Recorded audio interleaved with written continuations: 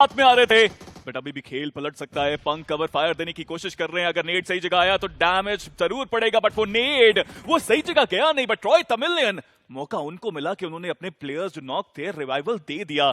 हालांकि दूसरी तरफ सुपरमैन, उनको भी रिवाइवल मिल चुका है। आग का दरिया, एडन वहां पे फंसे जरूर, उस मोलेटॉव की वजह से वो नेड को सही जगह पे नहीं डाल पाए। बट रेवेनेंट एक्सपार्क के 3 प्लेयर्स अब जोन के अंदर पहुंच चुके हैं वो, और निंजा जोड़, हालांकि उनको अभी भी आना है जोन के अंदर। मैं अभी भी निराश हूं एफएस के प्लेयर्स से। ऐसा कैसे हो सकता है कि सामने से आपके 3 प्लेयर्स आए और आप एक प्लेयर को नॉक ना कर पाए। आरएनटीएक्स के प्लेयर वो थ्रोएबल्स का इस्तेमाल करते हैं, बट बैकएंड से वर्सेटाइल के प्लेयर नॉक निकालेंगे। डॉक्सी की तरफ से ट्रॉय तमिलियन के लेंस को डाउन कर दिया गया, और इन सब के दौरान निंजा जॉर्ड इस गेम से बाहर गया। बट ट्रेस गॉड, क्या बढ़िया वो शॉट्स दिए, हेस्पेरोस को डाउन किया। पेन की तरफ से वो कवर फायर देखते ही देखते उन सारे अंकों को अपने नाम करते हुए ट्रॉय तमिलियन बिखरती हुई। आरएनटीएक्स 26 बढ़िया फिनिशेस, एक बड़ा गेम, इतना बड़ा गेम कि शायद रिकॉर्ड ब्रेकिंग देखने को मिले। हम तो स्पार्क को तलाश कर रहे थे, ये तो अलग ही तूफान बन के आए हैं। ये कुछ ऐसी बिजली कड़क रही है जो पूरी लॉबी को साफ करके जाएगी। ट्रेस गॉड, वो रिफ्लेक्स आपने देखा, पंक का आक्रमण देखा, ये रिडेम्पशन आर्क है पंक का।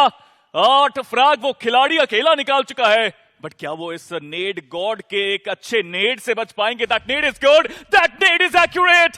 पेन को डाउन किया गया, बट ट्रेस गॉड और पंक, सुपरमैन के ऊपर भी थोड़ा सा ध्यान उनको देना पड़ेगा। बट नेड गॉड जैसा नाम वैसा काम, शानदार नेडिंग उनकी तरफ से। और एक समय पे यहां पर 2 बढ़िया फिनिशेस उन्होंने निकाले, क्योंकि ऊपर एफएस का सुपरमैन, उनका भी कंफर्मेशन ले लिया गया। बट ट्रॉय तमिलियन वो जोन से बाहर जाते हुए नजर आएंगे। And right now it's a 3v3 battle, 2 team 6 player आमने। तो एलिएफी टर्मी काफी ज्यादा आगे जाने में वो कोशिश कर रहे हैं और काफी आसानी से चले जाएंगे, लेकिन सरप्राइज ना, इतना आसान नहीं। टर्मी नॉक भी करेंगे, कंफर्म भी करेंगे, लेकिन बैकलाइन से वो टीम का साथ जरूर मिला, लेकिन थोड़ा देर हो गया वो साथ आते आते। बट यहाँ से बचाने का कोई मुझे रास्ता दिख नहीं रहा। बट मैक्स अगर यहाँ पे नॉक कर दें किसी प्लेयर को, तब फायदा जरूर होगा। ही टेक्स वन डाउन, दूसरे प्लेयर को भी स्पॉट किया हुआ है, बट पीछे से भी कवर आ सकता है। But that jump shot, amazing jump shot by नोबी। इस मैच में अभी भी बरकरार ये खिलाड़ी, बट लीजिए स्केलेटन MG3 का वार हुआ है अपोनेंट्स पे। और ये गन जब चलती है ना तो बचना बहुत मुश्किल हो जाता है अपने आप। बट राइडर, क्या इमॉर्टल इनका गेम खराब करेंगे? आ रहा है ये प्लेयर बहुत तेजी से, 2 प्लेयर्स को स्पॉट किया है, बट ये शॉट मिस करना ये गलती साबित हुई। राइडर अभी भी गेम मौजूद, और VXT के जो प्लेयर है, क्या यहाँ से अब कुछ अलग करके जा सकते हैं? इनिशियल नॉक जो चाहिए था वो मिल चुका है, लेकिन बैकलाइन से शॉट, सामने से शॉट, और उनके बीच में ये ग्रेनेड। इस खिलाड़ी के लिए यहाँ से बच के निकल पाना, उस चिकन डिनर की तरफ अपने आप को लेके जा पाना बहुत ज्यादा मुश्किल। लेकिन राइडर वो बिल्कुल भी जल्दबाजी नहीं कर रहे। जो खिलाड़ी पहले नॉक थे उनका कंफर्मेशन निकाला जा चुका है। लकी को यहाँ से रिवाइव दे के जाना वो थोड़ा डिफिकल्ट, और ऐसे में डेड प्लेयर को एग्जैक्ट इन्फॉर्मेशन है कि बचे हुए 2 प्लेयर किस और है। लेकिन जो खिलाड़ी बैकलाइन में नॉक है, क्या वो इन्फॉर्मेशन सप्लाई कर सकते हैं? क्या वो एनिमीज अहेड करके बता सकते हैं यहाँ पे राइडर्स को कि वो आखिरी प्लेयर कहाँ पे? और उसके बाद वो ग्रेनेड जिस तरीके से फेंके गए, जो मॉलिस का उपयोग किया गया, वो थोड़ा और बेहतर हो सकता था। लेकिन स्मोक के थ्रू अपने आप को एक अच्छे हिस्से में लेके जाने में होंगे कामयाब। फाइनली वो इन्फॉर्मेशन दिया गया, और उसके बाद ये स्प्रे लेकर एक बार फिर से बचने में हुए कामयाब। कब तक वो खिलाड़ी अपने आप को बचा के रख पाएगा?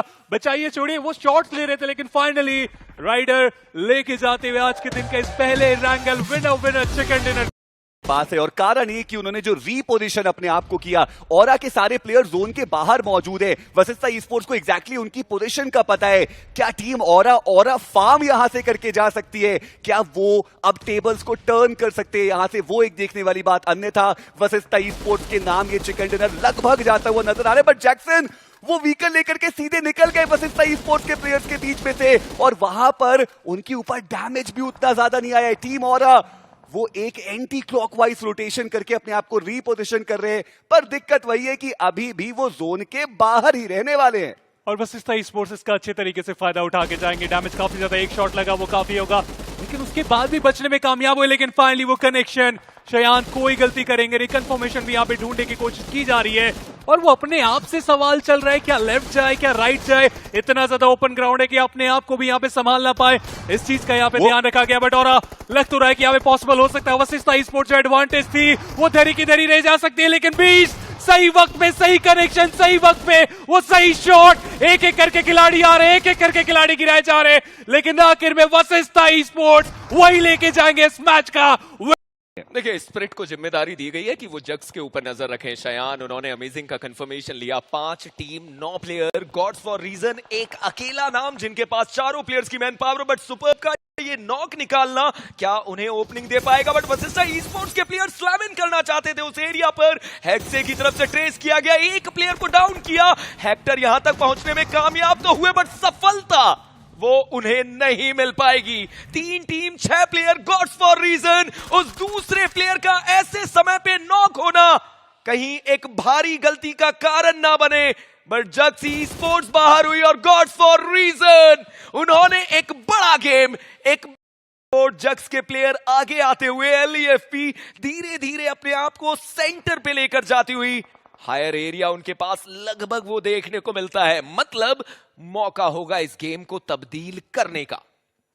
थोड़ा तो स्लो डाउन हुआ है यहाँ पे गेम। नेट जरूर करे जा रहे हैं सर्वित की तरफ से, हालांकि सब मेरे को लगता है अब इंतजार कर रहे हैं जोन के शिफ्ट का, तभी थोड़ा सा आगे बढ़ा जाएगा। कोई रिस्क नहीं लेना चाहता, which is a good thing. But already अगर आप एलईएफपी को देखें, इंजीनियर उन्होंने सेंटर का एरिया हथिया लिया है। अगर जोन कहीं भी हार्ड शिफ्ट लेता है, तब भी कोई ना कोई प्लेयर जो एलईएफपी का होगा वो जोन के अंदर आपको मिलेगा। अच्छी स्ट्रैटेजीज, अच्छी पोजिशनिंग, अच्छा टीम वर्क, फ्रैग्स भी नो है ऑलरेडी। ये बड़ा चिकन बन सकता है एलईएफपी के लिए। सर्कल के सेंटर पे रहना कहीं सेंटर ऑफ अट्रैक्शन का कारण ना बने, ये भी समझना पड़ेगा, क्योंकि जग्स ई स्पोर्ट्स के प्लेयर जिस प्रकार से मूव इन कर रहे हैं, वो हो सकता है कि 2 तरफा मार यहां पर देखने को मिले एलईएफपी के ऊपर। एक तरफ से एफएस के प्लेयर, दूसरी तरफ से जग्स के प्लेयर। सैंडविच होने की संभावनाएं बहुत ज्यादा देखने को मिल सकती है। एलईएफपी हनी अलग एंगल पे रहेंगे, जग्स के प्लेयर्स की तरफ से थ्रोएबल्स, टर्मी के ऊपर वो लगातार इंपैक्ट देने का प्रयास। हालांकि अभी तक वो ओपनिंग देखने को नहीं मिली है, और जैसे ही वो पहली ओपनिंग आएगी उसके बाद वो थर्ड पार्टी, वो तीसरी टीम मौका बनाएगी। अभी भी इंतजार चल रहा है, आखिरी स्टेज बस शुरू हो चुका है। सेंटर के आसपास पहुंचे जरूर, बट एफएस अब वो रश करना चाहते हैं। यहाँ पे मुश्किलें बढ़ सकती है अगर कोई प्लेयर नॉक होता है। हुआ वो नॉक, सुपरमैन को डाउन किया गया। गाड़ी घुमा के वापस आना चाहते थे ऋषि, ड्राइव बाय की कोशिश, बट वो सफल नहीं हो पाई। एलईएफपी ने भी अपना एक प्लेयर गवाया, दूसरा प्लेयर यहाँ पे नॉक पड़ा है। 2 प्लेयर्स अब सिर्फ अपने पैरों पे, और सर्वित गए हैं वो 1v2 को अंजाम देने के लिए। सर्वित एचपी अब बहुत कम उनकी, मैक्स उनके जस्ट सामने, वेपन शिफ्ट किया बट फायदा नहीं। सर्वित ने उनको नॉक किया, 1 एचपी के साथ वो नॉक आया है। और अब एलईएफपी सिर्फ 1 प्लेयर के साथ बचे, बट सर्वित को भी हराया है जग्स की टीम ने, और कितनी आसानी से जग्स ने निकाला है इस मैच में। बस गेम एडवांटेज है, but Nobby back to back वो नेड्स की बारिश करना चाहते हैं अपने अपोनेंट के ऊपर। और टॉप भी दागी गई यहाँ पे। हालांकि एफएस स्टिल नंबर्स गेम का एडवांटेज पूरी तरह उनके पास। ऑल्टीट्यूड के पास ना कवर है, बट प्रॉब्लम ये है कि अब कवर को छोड़ के आपको आगे जाना ही पड़ेगा, इस जोन के सेंटर में जाना पड़ेगा, तभी आप ब्लू जोन को थोड़ी देर तक सरवाइव कर पाएंगे। बट क्या स्पिरिट के ऊपर से ध्यान हट चुका है ऑल्टीट्यूड का, ये भी एक सवाल। फिलहाल के लिए तो हाँ, इसीलिए वो सर्वाइव कर भी रहे। नीट गॉड उन्हें यहाँ पे गिराया जा चुका है। जब तक उनके पास नीट थे तब तक वो काफी अच्छे फॉर्म में चल रहे थे, बट नीट गॉड उनका कंफर्मेशन भी आ चुका है इस पॉइंट से। एक से एक करके अपने प्लेयर्स को वो भी गवाते हुए एफएस जैसे ही आगे बढ़ने की कोशिश की, ऑल्टीट्यूड उन्होंने उसका फायदा उठाया। हालांकि इनके लिए भी जर्नी आसान नहीं रहेगी, इन्हें भी आगे जाने की जरूरत पड़ेगी। और जैसे ही आगे बढ़ेंगे, सुपरमैन पूरे तरीके से तैयार है। रिवाइवल भी साथ साथ चल रहा है, स्प्रेस भी साथ साथ चल रहा है, और कंफर्मेशन भी साथ साथ हमें आता हुआ देखने को मिल रहा है एफएस की तरफ। देखिए इस बेटा में नहीं कर सकते आप हील बैटल आखिरी सर्कल में, वो करने की कोशिश भी मत कीजिए। वो करने की कोशिश की वहां पे, बट 9 भी बचे हैं। सामने 1v3 की सिचुएशन है कि एक भी प्लेयर को डाउन वो कर भी पाएंगे? जी नहीं, बिल्कुल नहीं। और FS e sports slow and steady ने उनको चिकन जरूर दिलाया। जोन के सेंटर में गए, ज्यादा फ्रैग्स नहीं थे, पूरा मैच वहीं से खेला और पूरा मैच जीता भी सही। और क्या बढ़िया वापसी यहाँ पर एफएस की तरफ से हमने देखी। पिछले मैच में वो कंसिस्टेंसी देखने को मिली, और इस मैच